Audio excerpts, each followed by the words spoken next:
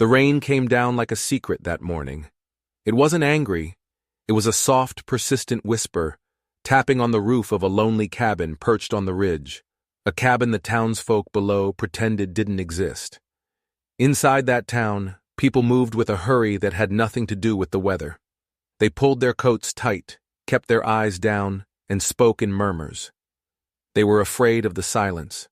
They were afraid of the man who lived in it. Up on the bluff, he stood watching them. Chaza. He was bare-chested to the gray sky, the cold drizzle doing nothing to him. Or if it did, he didn't show it. Scars, old and white, crisscrossed his arms and back, each one a story the town had gotten wrong. His long black hair was slick with rain, dark as a crow's wing. He held nothing in his hands, but his shoulders carried the weight of 1,000 whispers.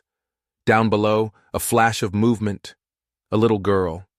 She was walking up the muddy path, her bare feet slapping against the wet earth like a tiny, determined drumbeat. Her name was Ellie Dobbs, and she was all of 7 years old, with uneven braids and a fire in her eyes that the rain couldn't touch. She clutched a folded piece of paper in her hand. She held it like it was a king's decree, like it was the most important thing in the world. Because to her, it was. Her mama had told her not to go. The trail's slick, Ellie, and people talk. But Ellie didn't care about slick trails, and she certainly didn't care about talk. She passed Miss Clover's house, and behind the curtains, a pair of sharp eyes watched her go. Miss Clover's mouth pinched into a knot. She knew where that trail led. It led to him, the monster on the ridge, the savage, the ghost. Ellie didn't look. She just kept walking. Her mission was too important. The path got steeper, the trees closing in around her, hushing the sound of the town.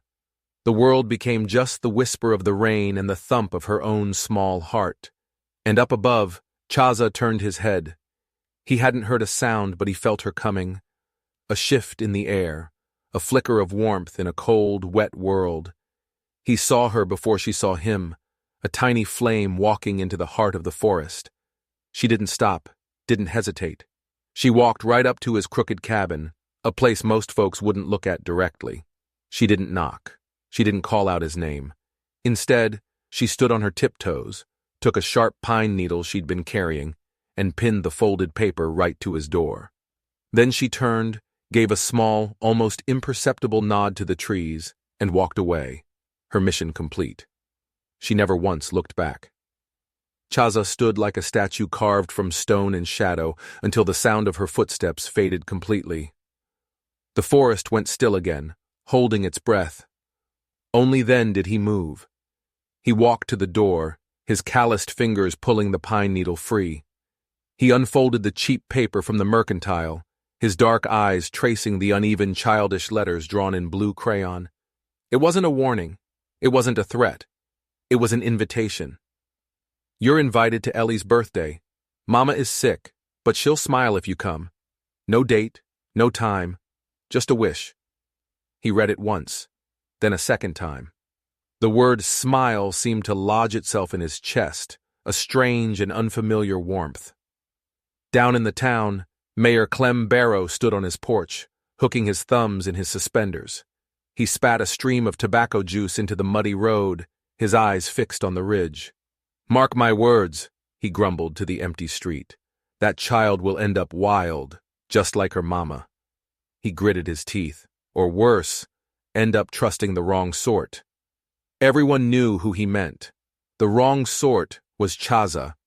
The man was a stain on their town, a reminder of things they wanted to forget.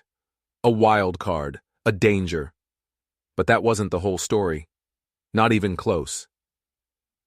Inside a small, weathered house at the edge of town, Willa Mae Dobbs lay wrapped in a patchwork of old quilts. She was shrinking, her skin as pale and thin as sun-bleached paper. A fever burned behind her eyes, and her breath was a shallow whisper. Ellie slipped into the room, her cheeks rosy from the cold, her hair damp with rain. "I gave it to him, Mama," she said, her voice full of pride. Willa Mae managed a faint smile. Her lips were cracked and dry. "You found him?" "He was there," Ellie said. climbing onto the bed and curling up against her mother's frail body. He was just watching. He didn't say anything, but I know he saw the note. "Good," Willa May whispered, her hand stroking her daughter's hair. "You're braver than this whole town put together. You know that?" Outside, the rain fell harder. Inside, mother and daughter held on to each other, a tiny island in a sea of judgment. That night, Chaza sat by his fire, the small, crayon-written invitation laid out on the rough-hewn table before him. It looked fragile, out of place in his world of carved wood and tanned hides. He'd seen sickness before. He'd buried his own family on a wind-whipped hill far from here. He knew the look, the sound, the smell of life fading away. But this was different. The simple, hopeful curve of the letter S in the word smile felt like an anchor, pulling him towards something he hadn't felt in years. He remembered Ellie. A few months back, in the dead of winter, she'd seen him dressing a deer by the creek. The townsfolk would have run. They would have gathered their children and whispered about the savage in the woods. Ellie had just waved, a simple, fearless wave. It was the first sign of human kindness he'd received in a decade, and her mother, Willa May. He'd seen her from a distance, hanging laundry on the line, her body bent like a willow in the wind, but never breaking. There was a strength in her he recognized. The fire crackled, spitting a tiny spark onto the hearth. Chaza turned the paper over. On the back was a drawing, a stick figure of a little girl with big, smiling eyes, holding hands with a tall, broad-shouldered man. They stood next to a crooked cabin. Over their heads, a bright yellow sun peeked out from behind a cloud, and a single red heart floated between them. He stared at the drawing for a long, long time. The lines were simple, childish, but they told a story of a world he thought he'd lost forever, a world with connection, a world with a heart. He should burn the paper. He should forget the girl and her sick mother. Getting involved meant trouble. He knew the town. He knew how their fear could curdle into hate. But he couldn't look away from that crayon heart. The next morning, the town was buzzing. The gossip traveled faster than the morning fog, from the general store to the church steps. "I saw her," Miss Clover told the schoolteacher, her voice a conspiratorial hiss. "That wild Dobbs child, marching right up the ridge trail like she had no sense at all." "To his cabin?" the teacher gasped, her hand flying to her mouth. "Bold as brass," Miss Clover confirmed, savoring the shock. "Shouldn't be encouraging the girl. The mother is sick in the head, letting her run wild like that." They clucked their tongues and shook their heads, their judgment as thick and suffocating as the humidity in the air. Meanwhile, back in the little house, Willa's cough had grown worse. It was a dry, rattling sound that seemed to shake her whole frame. Ellie brought her little treasures, a smooth river stone, a bright blue jay feather, a button she declared was lucky. "Did he say he's coming, Mama?" Ellie asked, her voice small. Willa kissed her daughter's forehead, her skin burning hot. "Not in words, baby girl," she whispered. "But some people, they speak without making a sound. I believe he heard you." Out in the woods, Chaza had made a decision. He picked up a block of cedar wood and his sharpest knife. He didn't know what he was making yet. A fox, maybe. A bird. He let the wood decide. He let the memory of a child's drawing guide his hands. He worked with a patience he usually reserved for tracking game. Each sliver of wood that fell to the floor was carved away with purpose. This wasn't just a piece of wood. It was an answer. As dusk settled over the valley, the shape began to emerge. A bird, its wings swept back as if caught in mid-flight. Far below, a cold wind began to blow through the town, the kind of wind that signals a change, the kind of wind that carries whispers of what's to come. Inside her house, Ellie lit a single candle and placed it in the window, a tiny beacon in the growing dark. She closed her eyes and whispered a wish into the flickering light. "Please let him come," she prayed. "Mama needs something beautiful." She didn't know that Chaza had already stepped out of his cabin, the finished bird wrapped carefully in a piece of soft buckskin. He didn't know that another storm was rolling in, angrier than the last. But the wind knew. The wind knew everything. And as it swept down from the ridge and through the town, it seemed to carry both their names on its breath, tangling them together in a story that was just beginning. And it was a story that was about to get a whole lot more complicated. The next morning, the sky was the color of a fresh bruise. A low, heavy gray hung over the town, silencing the birds and making people walk a little faster, talk a little softer. Chaza came down from the ridge. He moved like a phantom, his moccasined feet making no sound on the damp earth. He wore no shirt, just a simple woven sash across his broad chest, the old scars on his skin telling their own silent story. In one hand, he carried a heavy bundle of furs. He walked straight to the heart of the town, the general store. The bell above the door was supposed to jingle when a customer entered. It had been broken for years. But his arrival didn't need a bell. The moment he stepped inside, the half-dozen conversations in the store choked and died. The air grew thick and heavy. Even the floorboards seemed to groan under his weight. Behind the counter, the owner, Mr. Trent, physically stiffened. He wasn't a bad man. He was a careful man. And in this town, being careful meant not getting on the wrong side of Mayor Clem Barrow. Chaza placed his bundle on the counter. The furs were immaculate. Elk, he said, his voice a low rumble, rough from disuse. Beaver, fox, 1 snow hare. He pushed the bundle forward. For store credit. Mr. Trent just nodded, avoiding his eyes, and began to tally up the value in his ledger. No handshake was offered, no pleasantries exchanged. It was a transaction, cold and silent. As Chaza turned to leave, a little boy standing by a barrel of licorice sticks stared up at him, his eyes wide with a mixture of fear and awe. Chaza gave the boy the slightest, almost imperceptible nod. Instantly, the boy's mother snatched him back, pulling him behind her skirts as if Chaza were a hot stove. Outside, Chaza's work was already being undone.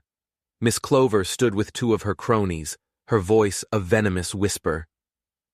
"They say he just watches from the trees," she murmured, clutching her purse like a shield. "Stands there for hours, watching that widow's house, like a wolf watching a chicken coop.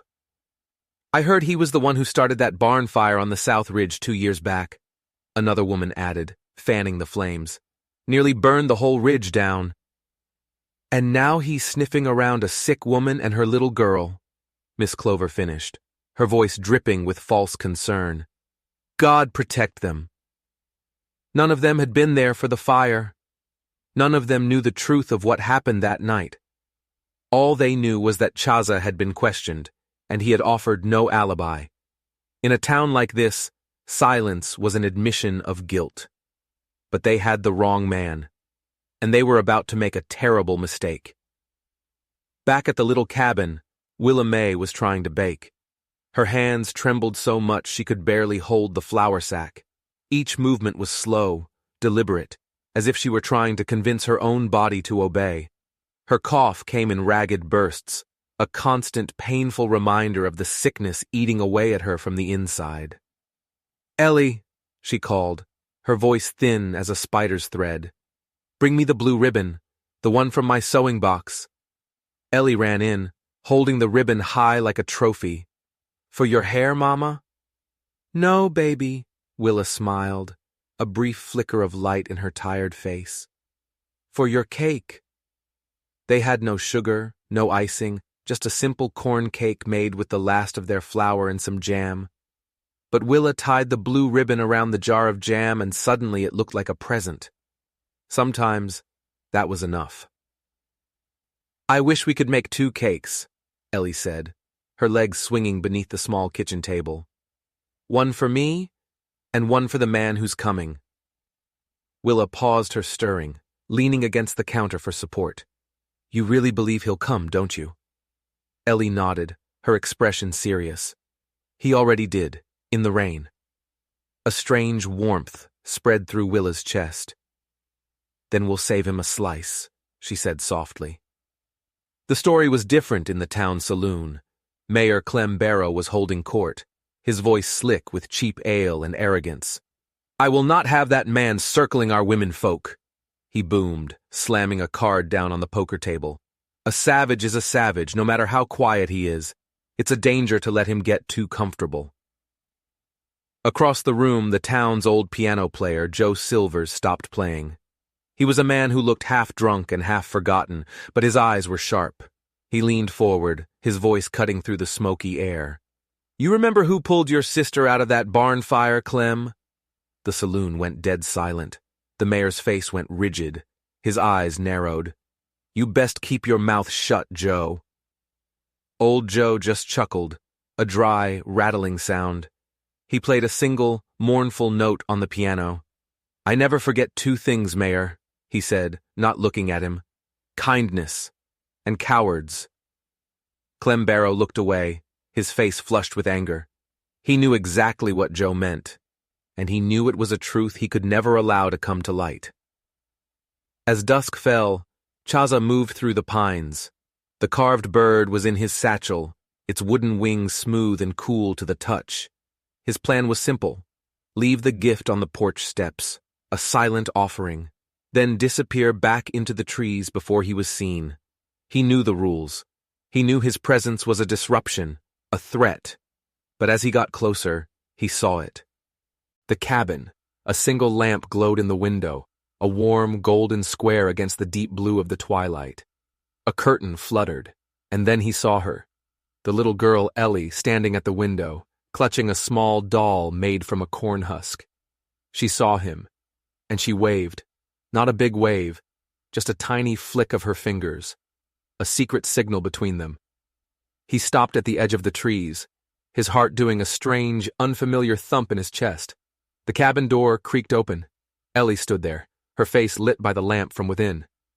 You came, she said. It wasn't a question, it was a statement of fact. He didn't answer.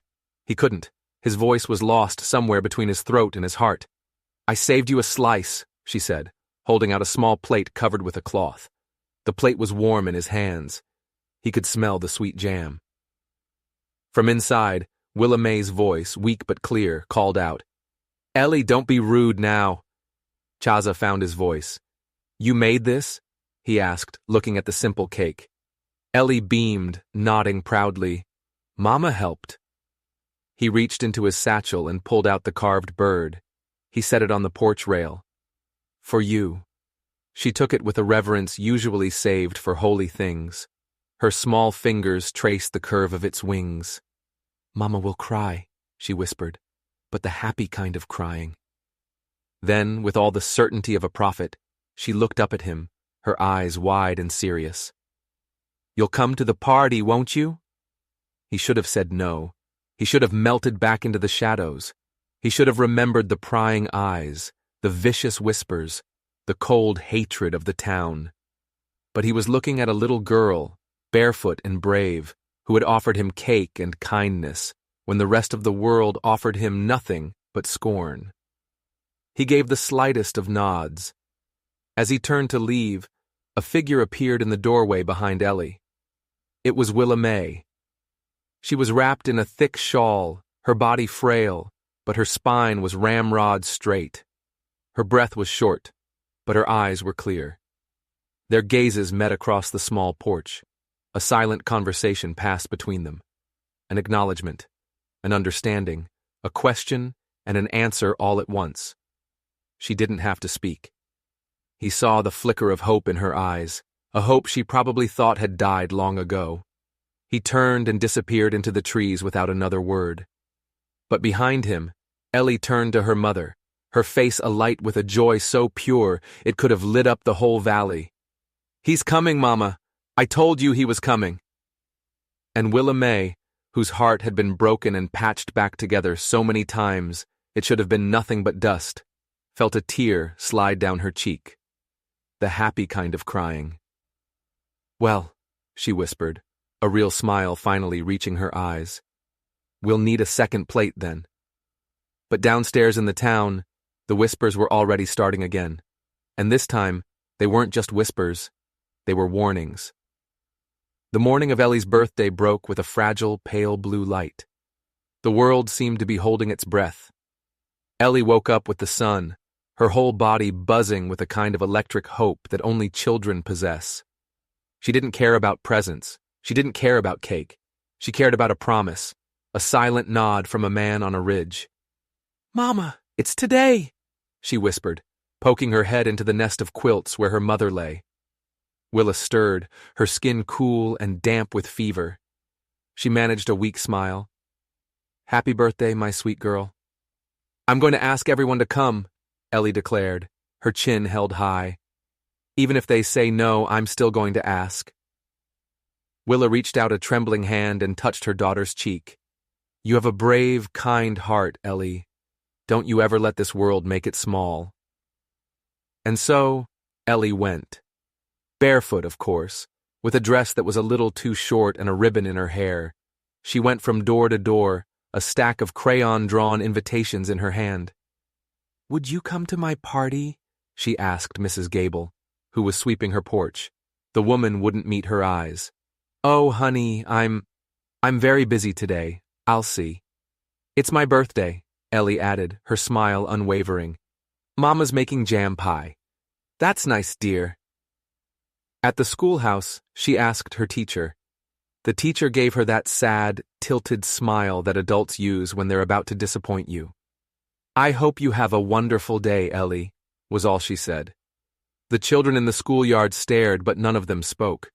One girl started to raise her hand to wave, then thought better of it and let it drop. It wasn't that they were cruel, it was that they were scared. Scared of the sickness that clung to the Dobbs house. Scared of the poverty.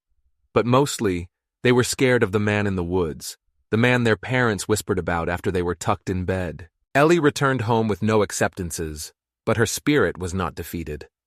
Inside, the cabin was warm. Willa May had managed to braid her own hair and set the small table. In the center sat the jam pie. It was a little lopsided, and a crack ran down the middle, but it smelled of home and love. There were 2 plates, and 2 spoons, polished until they gleamed.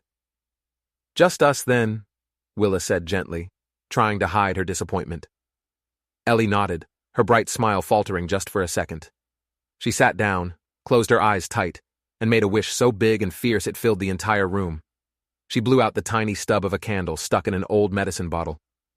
"I wished he'd come," she whispered to her mother. And just then, a gust of wind rattled the window pane. Up on the ridge, Chaza was arguing with himself. He stood at the edge of the tree line, the carved bird held tight in his hand. The plan had been to just leave the gift, that was all. An anonymous gesture. But then the rain had started again, a soft, cleansing curtain of gray. And through the rain, he could see the light in the cabin window. A tiny, defiant flame against the gloom. He saw Willa May, propped up in a chair, her hands shaking as she set 2 plates on the table. He saw Ellie, dancing around her with a crown made of old newspaper. A family of 2, waiting for a guest who was too afraid to show up. He felt a sharp tug in his chest, a feeling he hadn't allowed himself to feel in a very, very long time. He took a step out of the trees, then another. He walked slowly, deliberately, across the clearing. He raised his hand to knock on the rough wood of the door, but before his knuckles could touch it, the door swung open. Ellie stood there, her dress already soaked from running out to meet him. Her smile was so bright it could have parted the clouds. "I knew it," she said, her voice filled with triumphant joy. "I knew you'd come." She grabbed his large, calloused hand with her small one and pulled him inside. The warmth of the cabin wrapped around him, smelling of wood smoke and jam. Ellie took the carved bird from his other hand and placed it in the center of the table like a holy relic. "Mama, look, he's here!" Willa May turned her head slowly. She saw him standing in her doorway, rain-soaked and scarred, looking as wild and out of place as a mountain lion in a church. But she didn't flinch. She didn't show an ounce of fear. Chaza reached into his satchel. He pulled out a small clay jar filled with golden mountain honey and a sprig of wild mint he had gathered that morning. He placed it on the table. His offering. "Happy birthday," he said, his voice quiet. Willa May nodded once, her eyes holding his. It was a nod that acknowledged so much more than the gift. It acknowledged his courage. It acknowledged her hope. "Sit," she said, her voice raspy but firm. "If you don't mind bad pie and good company." So he sat. He sat at the tiny table, on a rickety chair that seemed too small for him. Ellie handed out the spoons like she was presiding over a royal banquet. And the three of them, the broken woman, the forgotten man, and the stubborn little girl who believed in them both, ate pie together as the rain tapped gently on the roof. They didn't talk much. They didn't need to. The silence between them was comfortable, full. It was a language of its own. After the pie, Ellie presented Chaza with a new drawing. This one had 3 stick figures: a tall man, a woman in a shawl, and a little girl standing between them, holding both their hands. A big red heart floated above their heads. Tiny flowers bloomed at their feet. "See?" she said, her voice serious. "It's us now." He took the drawing from her, his rough hand surprisingly gentle. He held it as if it were the most precious map in the world. And that's when they heard it. A sound from outside. Clapping. They all froze. Willamay shakily got to her feet and pulled back the thin curtain. Across the muddy road, on the porch of the nearest house, stood a small child. The little boy from the general store. He was clapping his hands, a wide grin on his face. Behind him, in the doorway, his mother stood watching. She didn't smile, but she didn't stop him either. Then another window opened, and another. Just cracks at first. Curious eyes peeking out from the safety of their homes. The town was watching. Chaza stood up, his body tense. He was ready to melt back into the woods, to disappear. But Willamay placed a hand on his arm.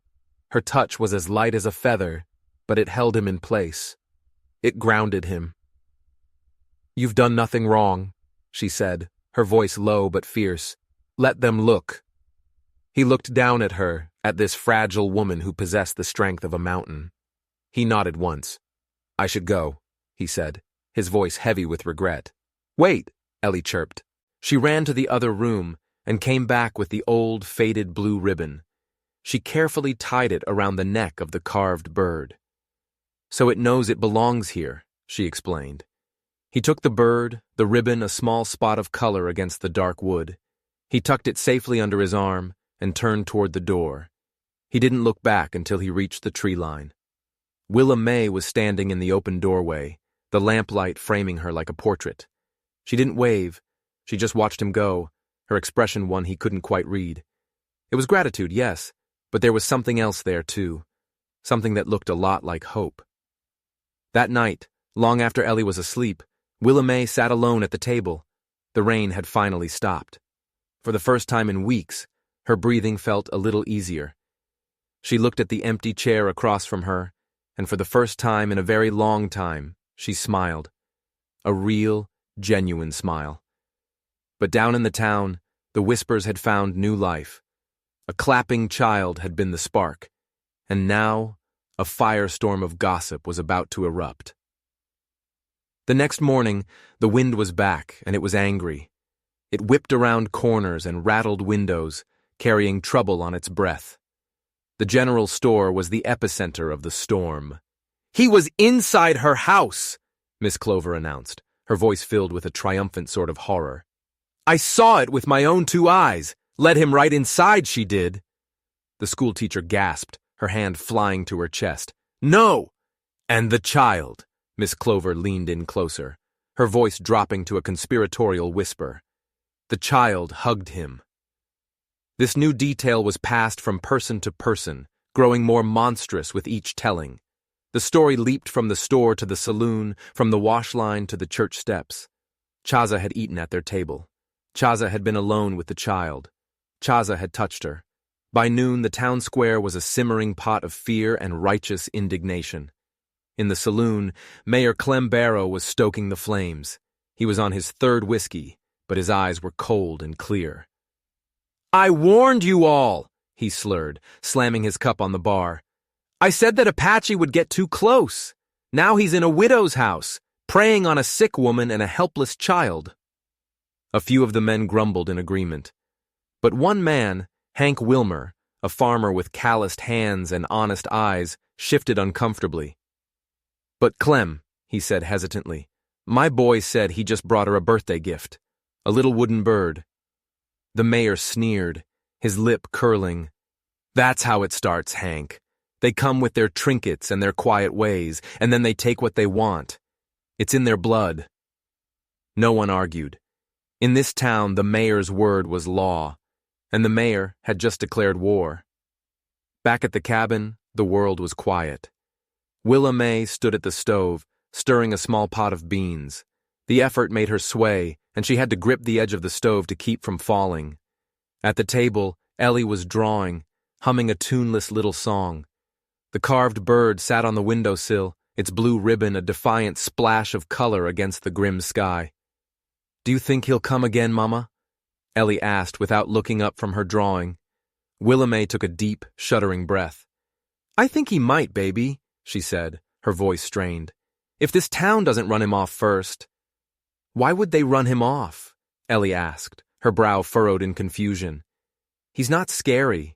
He's kind." Willa managed a sad smile. "Sometimes, Ellie," she said, "people are more afraid of kindness they don't understand than anything else." Just then, they heard footsteps, not the soft, silent steps of Chaza, but heavy, booted footsteps. Deliberate, angry. Willa May's heart leaped into her throat. She wiped her hands on her apron and went to the door, opening it just as a fist was raised to bang on it. It was Mayor Clem Barrow, and he wasn't alone. Two of his biggest, meanest-looking cronies stood behind him, their arms crossed, their faces set in grim lines. "Ma'am," the mayor said, his voice dripping with false politeness, "we need to have a word with you about the company you're keeping." Willa May stepped out onto the porch. She was barefoot and wrapped in a thin shawl, but she stood as tall as she could. "The company I'm keeping?" she repeated, her voice steady. "You mean the man who carved my daughter a birthday gift? The man who shared our table and acted more like a gentleman than anyone I've met in this town?" The mayor's face tightened into a mask of rage. "That man doesn't belong here, Willa. He's a danger to this community, a danger to your child." "The only danger to my child," Willa shot back, her eyes flashing with a feverish fire, "is a town full of cowards who hide behind whispers and gossip. He's never harmed a soul. I can't say the same for some of the men standing behind you." One of the men bristled, taking a step forward, but the mayor held up a hand. "You need to think about your child's future, Willa," he said, his voice low and menacing. "What kind of life will she have here if her mother is known to associate with his kind?" It was a threat, plain and simple. Fall in line or be cast out completely. Willa May looked him straight in the eye. "I want a future for her, where kindness isn't a crime," she said, her voice shaking with emotion, "and where she isn't taught to hate people just because they're different." She turned and walked back inside, closing the door softly behind her. The click of the latch echoed in the sudden silence, but a closed door couldn't stop the poison from spreading. That night, the town turned its back on them completely. No one came to check on the sick woman. No neighbor brought a bowl of soup. No one offered a kind word. There was only silence. And silence, Willa knew, could be a more brutal weapon than any fist. In the dark, Ellie crawled into bed with her mother. "I heard them, Mama," she whispered, her small body trembling. "The mayor said we were cursed." Willa stroked her daughter's hair, her own heart aching. "They said the same thing about your papa, baby girl," she whispered back. "They said he was cursed for marrying a woman with no name and no family." "Did they stop?" Ellie asked. "No," Willa said, the truth a bitter taste in her mouth. "Not until he was gone." They lay there together in the suffocating silence, two lonely souls abandoned by the world. But they weren't entirely alone. Miles away, in the deep woods, Chaza stood at the edge of a rushing river, the moonlight turning the water to silver. He sharpened a stone blade, the rhythmic scrape of rock on rock, the only sound. He'd heard the rumors. They had reached him on the wind, carried like smoke from the town below. He knew what the mayor had done. He knew that Willa and Ellie were being punished for their kindness to him. He could leave. It would be the smart thing to do, the safe thing. He'd done it before. After the fire, when the town had turned on him, when they had twisted his silence into an admission of guilt. He had saved a boy's life that night, pulling him from the flames while others ran. But the boy had been too scared to speak the truth. So Chaza had vanished, accepting their judgment as the price of his own survival. But this was different. This was a little girl who had drawn him with a heart over his head. This was a woman who had looked at his scars and seen not a monster, but a man. He looked up at the moon, his decision made. He would not run this time. He turned and started walking back toward the cabin. He would stay. He would fight. The next day, the rain came back, washing the world in shades of gray. Ellie had gone into the edge of the woods to gather dry twigs for the fire. Willa watched her from the cabin window, her body swaying with weakness.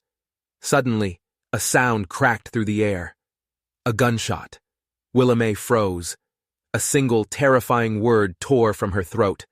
"Ellie!"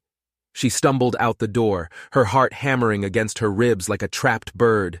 She ran barefoot through the mud, her thin nightgown instantly soaked, her lungs burning. Another shot rang out, closer this time, followed by a snarling, inhuman scream. Willa fell to her knees at the edge of the trees, her vision blurring. And then she saw them. Ellie was standing there, her eyes wide as saucers, completely unharmed, and standing over her like a guardian angel carved from stone was Chaza. He held a bow in one hand, an arrow still nocked. At his feet, half hidden in the tall grass, lay a massive cougar, its lifeblood staining the green leaves red. But that wasn't all she saw. For a split second, through a break in the trees, she saw something else. The figure of a man, scrambling away into the deep woods. A man holding a rifle. It was one of the mayor's men. The realization hit her like a physical blow. This wasn't a random animal attack. The gunshots she heard, they weren't aimed at the cougar. They were aimed at her daughter. The world spun. The ground rushed up to meet her. The last thing she saw before the darkness took her was Chaza's face, his eyes full of a fierce, protective fire as he rushed toward her. He caught her before she hit the ground. She was frighteningly light in his arms, a bundle of bones and illness and faded grace. He scooped her up as if she weighed nothing, his jaw set in a hard, angry line. He carried her back through the rain, cradling her against his bare chest. Ellie walked beside him, her small hand clutching the hem of his buckskin trousers, her eyes never leaving her mother's pale face. And the town saw it all. Windows flew open, doors cracked. Faces, pale with shock and morbid curiosity, peered out as the shirtless savage carried the dying woman through the center of their town, her child walking beside him as if they were already a family. The wrong conclusion was drawn before he even reached the cabin door. He laid Willa gently on the bed, pulling the quilts up to her chin.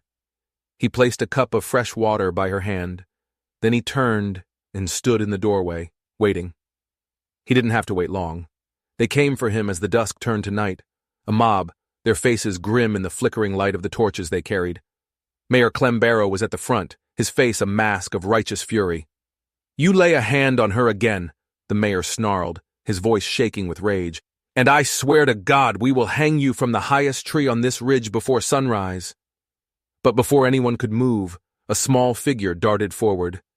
"He didn't hurt Mama," Ellie cried, planting herself firmly in front of Chaza, her small body a defiant shield. "He saved her! He saved me!" "A child can't be trusted to know what's good for her," the mayor spat, waving her away dismissively. Chaza didn't move. He didn't speak. He just stood there, tall and unflinching, the rain dripping from his hair, his eyes fixed on the mayor. And then, a voice from inside the cabin, weak, but sharp as a shard of glass. He saved us. The mob fell silent.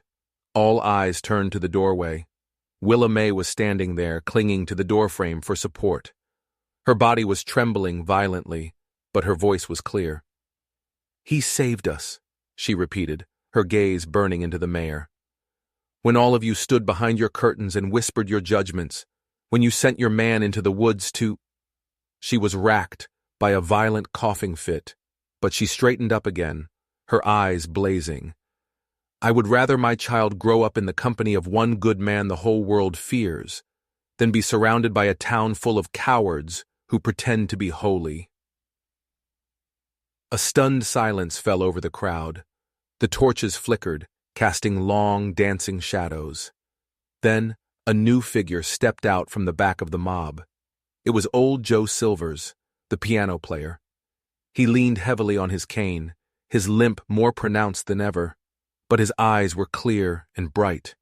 He raised a bony hand.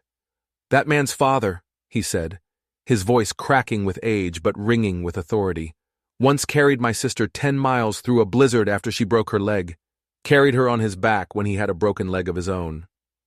He pointed his cane at Chaza. The same spirit lives in that one. Then he turned his gaze on the mayor. And as for the barn fire, he said, his voice dropping, there are some of us who remember who was really there that night. Some of us remember who ran away from the flames and who ran into them. The mayor's face went white. A low murmur rippled through the crowd. People looked at each other, then at the mayor, then at Chaza. The certainty of the mob was beginning to crumble, replaced by a seed of doubt. Clem Barrow saw his power slipping away. He stared at Willa, then at Joe, then at the silent, imposing figure of Chaza. This ain't over, he snarled, his voice a low growl.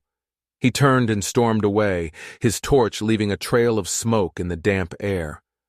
One by one, the others lowered their torches and began to disperse, their footsteps shuffling uncertainly in the mud. They left in silence, their heads bowed, the fire of their hatred dampened by the rain of doubt. Chaza stood in the rain until the last one was gone. Then he turned and went back inside the cabin. Willa May had collapsed back onto the bed, her eyes closed, her face pale with exhaustion. You don't have to keep coming back, she whispered, her voice barely audible. You don't have to keep saving us. He walked to her bedside.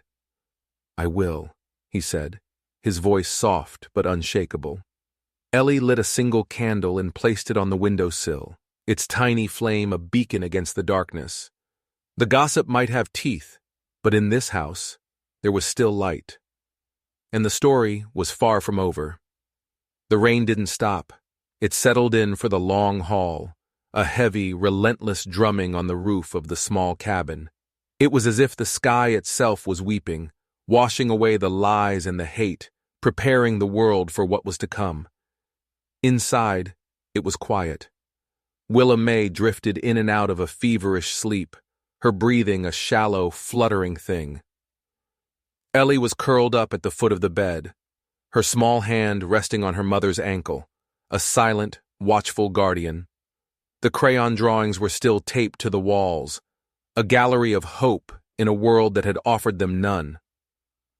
On the windowsill, the carved bird stood sentinel, its blue ribbon a faded but defiant flag. Chaza had not left. Since the mob had retreated, he had been a constant, silent presence. He kept the fire going, stacked fresh wood by the door, and left small offerings of food, a fish from the creek, a handful of late-season berries.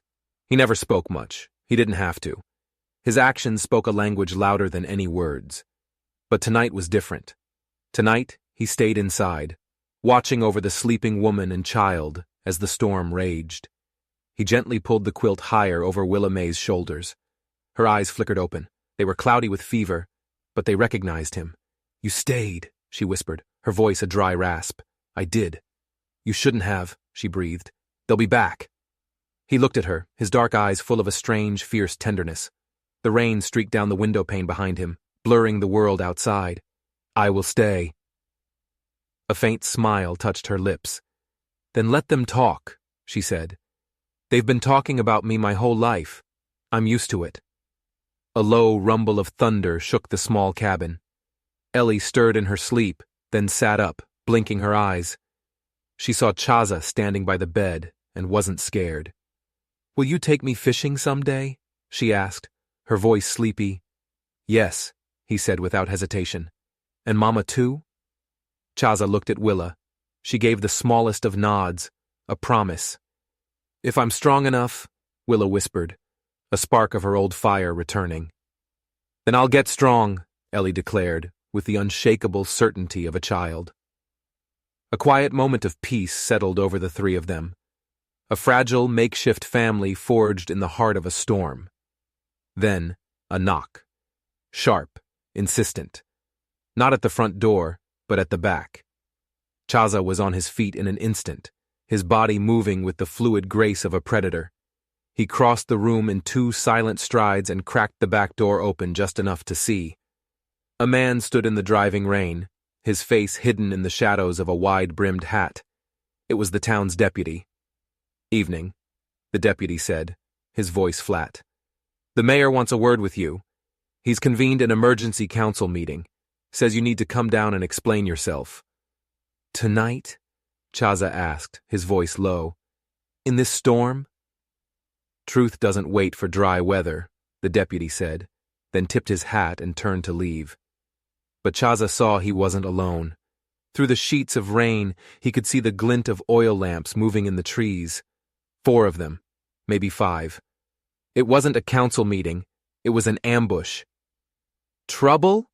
Willa asked from the bed, her voice laced with fear. "Yes." Ellie's eyes went wide. "Are they coming to take you away?" she cried, scrambling off the bed. "They can't! Mama said you belong to us now." The child's words hit him with the force of a physical blow. You belong to us. It was a claim, a bond, a responsibility he had never expected to have again. The footsteps returned. Heavy, sloshing boots in the mud, circling the cabin. Then, a shout from outside, rough and angry. The mayor's voice. "You got 10 seconds to come out, Apache, or we're coming in." Chaza didn't hesitate. He gently but firmly guided Willa May and Ellie into the small back room, the only other room in the cabin. "Stay here," he commanded. "Don't come out no matter what you hear." He closed the door behind them and walked to the front of the cabin. He took a deep breath, and then he stepped outside into the storm. The scene was a chaotic nightmare of flickering torchlight and driving rain. Mayor Clem Barrow stood at the front of the mob, his face twisted in a triumphant sneer. "I told you this wasn't over," he spat. "I have harmed no one," Chaza said, his voice calm and even, cutting through the howl of the wind. "No," the mayor sneered. "But you've made people nervous, and you've put your filthy hands on a sick woman and filled her child's head with lies." "She invited me," Chaza stated simply. "The mother welcomed me." "That woman is sick in the head," the mayor roared. "She's not fit to judge what's safe for her own child." He raised his hand, a signal to his men. 2 of them, burly and mean-looking, started to move forward, their intentions clear. But before they could take 2 steps, a new voice cut through the noise.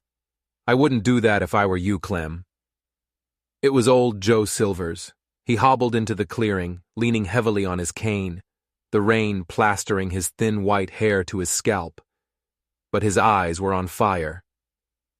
"This man," Joe declared, pointing a shaky finger at Chaza, "has done more for the people in this town with his silence than you have ever done with your blustering speeches." "He's a trespasser!" the mayor shot back. "No, Clem," Joe said, his voice rising. "You are the one who has trespassed. You've trespassed on decency, on truth, on honor." And then something incredible happened. One by one, other figures began to emerge from the darkness behind Joe. The schoolteacher clutching a shawl around her shoulders. Hank Wilmer, the farmer, his face set in grim determination. The blacksmith's widow. Even the mother of the little boy from the general store. Her son hiding behind her skirts, peeking out at the scene. They didn't say a word. They didn't have to. They just stood there, a silent wall of ordinary people, forming a line behind Chaza. They stood between him and the mayor. They had chosen a side. Mayor Clem Barrow stared at them, his mouth hanging open in disbelief. His mob was gone. His power had evaporated in the rain. He looked at the faces of his neighbors and saw not fear, but contempt. He spat on the ground. "You're all fools," he hissed. Then he turned and stormed off into the darkness, his torch hissing as the rain finally extinguished it. One by one, his last remaining cronies followed, their shoulders slumped in defeat. Soon the clearing was empty, save for the silent witnesses and the man they had come to defend. Chaza turned and went back inside. Willa was sitting up in bed, propped against the pillows, her hand over her heart. Ellie was beside her, her eyes wide. "You didn't have to fight them," Willa said, her voice full of awe. "No," Chaza said, looking at her, his expression unreadable. "You did." She looked up at him, her feverish eyes seeming to see right into his soul. "Will you stay?" she asked, the question hanging in the air. "Even now?" But the truth was far more terrifying than anyone knew. Willa wasn't just sick, and Chaza recognized the symptoms. A pale, clammy sweat, a faint blue tinge to her lips, the specific rattle in her lungs. He had seen this before, years ago. It wasn't a fever. It was poison, a slow-acting poison, derived from a rare night-blooming flower known as ghost root. A flower that only grew in one place, the damp, shaded earth around the Black Creek Spring, the same spring that bordered Willa May's property, the same spring Mayor Clem Barrow had been trying to buy the land rights to for the past year. The puzzle pieces slammed into place in Chaza's mind with sickening clarity. The mayor hadn't just been trying to run him off. He had been slowly, deliberately poisoning Willa May, trying to get her land by any means necessary. The cougar attack. It wasn't just an attempt on Ellie. It was a plan to get rid of the witness. And when that failed, he had used Chaza as a scapegoat to turn the town against her. Willa May wasn't dying from a sickness. She was being murdered. Chaza looked from Willa's pale face to Ellie's innocent one. He knew there was an antidote, an even rarer combination of herbs that grew high in the treacherous granite cliffs of the Devil's Tooth Mountains, a place his own people had called the Land of Spirits, a place from which few returned. His own grandfather had died making that journey, but he didn't hesitate. He looked at Willa May, this woman who had shown him kindness, who had fought for him. He looked at her daughter, who had invited him to her party. He reached down and took Willa's hand. It was cold. "I'll be back," he said, his voice a low, fierce promise. He turned and walked out the door back into the storm, leaving the two of them in the warm, flickering candlelight. He was not just going to find a cure, he was going to war. The journey to the Devil's Tooth was a descent into a living hell. The storm that had lashed the valley was a full-blown blizzard in the high peaks. The wind howled like a tortured spirit, driving ice and snow into Chaza's face, trying to strip the flesh from his bones. He moved with a grim, relentless purpose. This was more than a mission to save Willa. This was a pilgrimage into his own past. Every treacherous step, every gust of wind that threatened to hurl him from the narrow, ice-slicked ledges was a battle against the ghosts of his own family. He remembered his grandfather's stories of the ghost root, a poison used by their enemies, and the desperate, often fatal quest for the cure. He was not just fighting for Willa's life, he was fighting to rewrite the ending of his own family's story. He climbed for 2 days without rest, his body fueled by a cold, hard rage and the image of Willa's fading smile. He found the herbs where his grandfather's maps had said they would be, clustered on a sheer rock face, protected by the mountain's fury. As he gathered them, his hands raw and bleeding, a section of the cliff face gave way. He fell, tumbling down into a deep crevasse, the precious herbs clutched tight in his fist. His shoulder dislocated with a sickening pop, and a sharp pain shot through his leg. For a moment, Darkness swirled at the edge of his vision. He lay in the snow, broken and bleeding, the ghosts of his ancestors whispering to him on the wind. It would be so easy to give up, to let the cold take him. But then he saw Ellie's face, the crayon drawing of the three of them holding hands, the word smile. He roared, a primal sound of defiance that echoed off the granite walls. Using his good arm, he popped his shoulder back into its socket with an agonizing crunch. He fashioned a crude splint for his leg from a broken branch and his own sash, and he began to climb. He climbed out of his own grave, dragging his broken body up the wall of ice and rock, one painful inch at a time. He returned to the valley 3 days later, a ghost of a man. He was battered, bruised, his leg shattered, but in his hand, he held the cure. He stumbled into the cabin, collapsing on the floor. Ellie screamed. Old Joe Silvers and the schoolteacher, who had been taking turns watching over Willa, rushed to his side. Willa was barely breathing. Her skin was ashen, her lips blue. They had thought she was gone. "The herbs," Chaza gasped, his voice a raw whisper. "Boil them. Make her drink." They worked frantically, following his instructions. They brewed the dark, bitter tea and gently spooned it past Willa's lips. For hours, nothing happened. Chaza lay on the floor, drifting in and out of consciousness, his own life hanging by a thread. Then, just as the first rays of dawn touched the windowsill, Willa May coughed. It wasn't the weak, rattling cough of before. It was a deep, chest-clearing cough. Color began to return to her cheeks. Her breathing deepened. Her eyes fluttered open, and for the first time in weeks, they were clear. She was going to live. The news of what had happened spread through the town like wildfire. The story of Chaza's impossible journey, of Willa's miraculous recovery, and the dark truth about Mayor Clem Barrow's evil plot. The shame that washed over the community was a palpable thing. They had been led like sheep by a wolf. They had condemned an innocent man and nearly let a good woman die. Justice was swift. Clem Barrow had already fled, but his cronies were rounded up. The man who had fired the shot in the woods confessed everything. The town, humbled and horrified, turned its back on the mayor's legacy forever. The healing began, not just for Willa May, but for the entire town. It started small. A basket of bread and cheese left on the porch. A bundle of firewood stacked neatly by the door. Miss Clover, her face a mixture of shame and awe, brought a freshly baked apple pie. The schoolteacher brought a stack of books for Ellie. Chaza healed too. His leg was set by the town doctor, and he stayed in the cabin, recovering. He never left Willa's side. And Willa, growing stronger each day, never asked him to. The seasons turned. Summer came, painting the valley in vibrant greens and golds. Chaza, now walking with only a slight limp, taught Ellie how to fish in the creek, just as he had promised. Willa would sit on the bank, her face turned to the sun, a real healthy smile on her lips, and watch them. The three of them became a family, not a family of blood, but something stronger.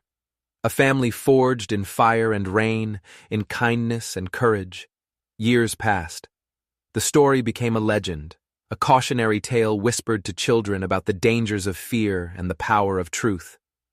They talked about the wild girl who grew up barefoot and fearless, her laughter echoing through the woods. They talked about her mother, a woman as fragile as a flower but with a spine of steel. And they talked about the man who came down from the mountain, the silent outcast who became their hero. The man who taught them that you don't judge a person by the scars on their skin, but by the kindness in their heart. The carved bird with the faded blue ribbon always sat on the windowsill of the little cabin, a silent reminder of how it all began. A reminder that in a world full of noise and anger, the quietest acts of courage can make the loudest impact. Sometimes, the person who saves you doesn't ride in on a white horse. Sometimes, they just walk out of the woods when you need them most, offer you a piece of their heart, and show you how to smile again. If you believe a single act of courage can change the world, don't forget to like and subscribe. We'll see you in the next story.